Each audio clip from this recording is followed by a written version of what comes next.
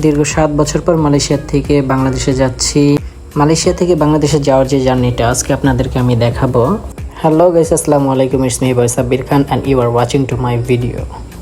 Malaysia Kuala Lumpur flight to airport থেকে Air Asia airlines করে আমি আজকে বাংলাদেশে যাচ্ছি। অ্যান্ড আমার কাছে এয়ারলাইন্সটার সার্ভিস মোটামুটি ছিল, বাট অতটাও ভালো ছিল না, কেননা অন্যান্য এয়ারলাইন্সগুলো ভালো ছিল। যাক, আলহামদুলিল্লাহ ঠিকঠাকভাবে আমি বাংলাদেশে গিয়েছি, এটাই হচ্ছে বড় কথা। সো গাইস, আপনারা দেখতেই পাচ্ছেন আমাদেরকে খাবার সার্ভ করে দিয়েছে অ্যান্ড আমরা খাবারটা খেয়ে নিলাম। খাবারটা মোটামুটি ভালোই ছিল।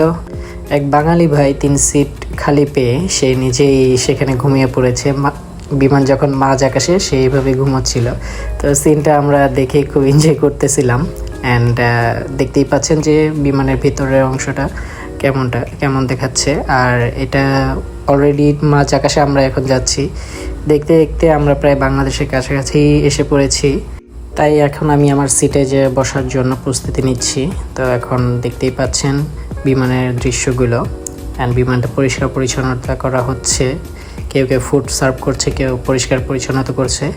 অ্যান্ড এখন হচ্ছে আমরা ঢাকার মাঝে আছি। তো ইনশাল্লাহ এখন অনুভূতিটা খুব ভালোই লাগতেছিল, কারণ দীর্ঘ 7 বছর পরে আমি বাংলাদেশে যাচ্ছি। অ্যান্ড সেই মোমেন্টটা খুব ভালো লাগতেছে যখন আমি বাংলাদেশের মাটির যেই ঢাকা শহরের আলোগুলো দেখতেছিলাম, ঘরবাড়ির আলোগুলো আমার কাছে খুব ভালো লাগতেছিল। অ্যান্ড আপনারাও দেখতে পাচ্ছেন যে কতটা সুন্দর লাগতেছিল বিমান থেকে দেখতে। অ্যান্ড আমাদের বিমান এখনই ল্যান্ড করে ফেলবে।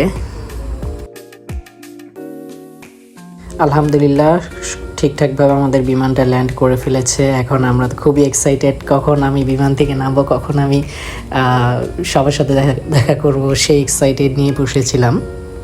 বাই দ্য ওয়ে গাইস, এই ভিডিওটা আমার অনেক আগের করা, যখন কোভিড হচ্ছিল 2022 সালের ভিডিওটা করা। এখন 2024 সাল, ভিডিওটা আমার অনেক আগের করা, বাট এখন আমি পোস্ট করতেছি, তার জন্য এক্সট্রিমলি সরি। অ্যান্ড আপনারা দেখতেই পাচ্ছেন এয়ারপোর্টের ভিতরে দৃশ্যগুলো। এখন আমি বেরিয়ে যাব। আজকের ভিডিওটা এই পর্যন্ত গাইস, আল্লাহ হাফেজ।